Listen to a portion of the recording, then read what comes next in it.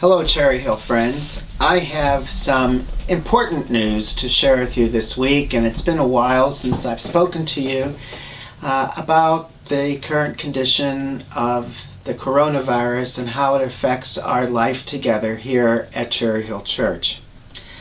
Our session met this past Tuesday evening for our regular monthly meeting. On the agenda that evening was a report from our Pandemic Response Task Force, which met last week to discuss the possibility of having those who wish return to worship with us in person on Sunday mornings. A week ago, the task force and I had a lengthy discussion because we are very much aware that so many of our members and our friends long to be back in our beloved sanctuary on Sunday mornings for worship.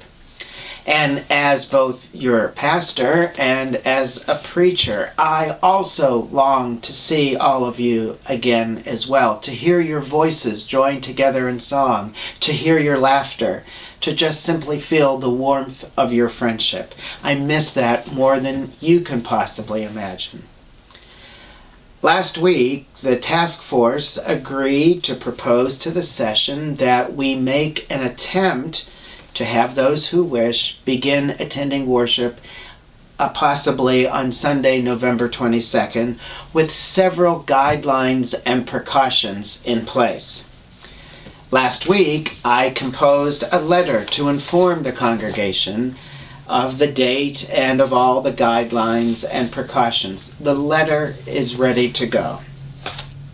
However, we continue to hear daily reports of how the spike in number of cases continues to increase. Wayne County continues to have a very high number of new daily cases. And our own city of Dearborn has the highest number of cases in our county. Respected, knowledgeable experts are warning that the darkest days of this pandemic virus are before us. I even learned earlier today that some of our area hospitals are beginning to see already a considerable increase in the number of patients, inpatient hospitalizations are increasing. So the news is not good. Therefore, the session has decided to simply wait and see what the next few weeks hold before making any decisions about a November date or any other date in the near future.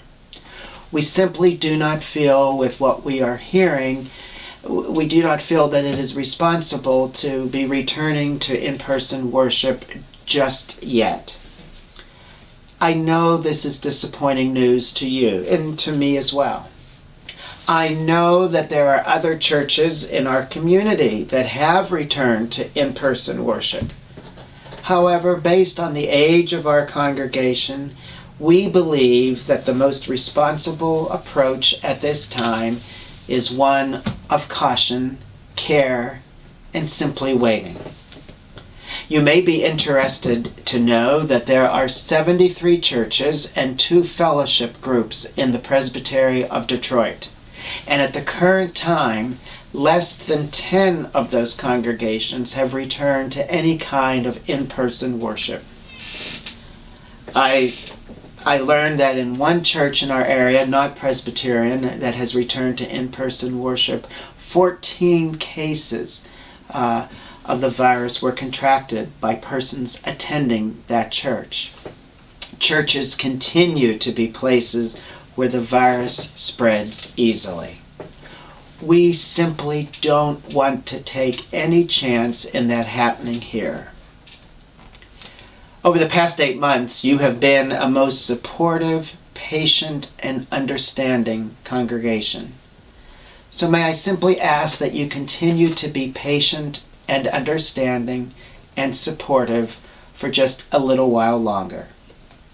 We are committed to continuing and improving our live stream broadcasts on Facebook and our YouTube broadcasts. We will continue to hold meetings by Zoom. We will be resuming our Zoom coffee hours beginning in November. Plus, we are working on a few ideas for safe, creative outdoor experiences the next month or two. Yes, even in Michigan, even in November and December, we can do some great things outdoors.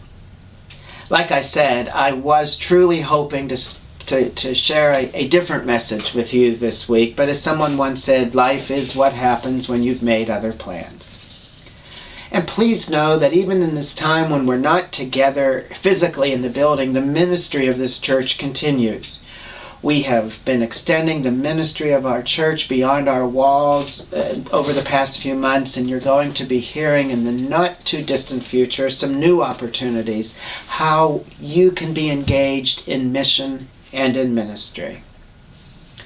So for now, may we continue to pray for one another, pray for our community, our nation, our world, pray for those who are sick, those who are caring for them, and pray for those who are tirelessly working, sometimes against all odds, to find a vaccine and treatments for this pandemic. Thank you again for your continued support. The session and I promise to keep you up to date on further developments and plans. And so may our great God continue to bless you and those whom you love, and those whom nobody loves.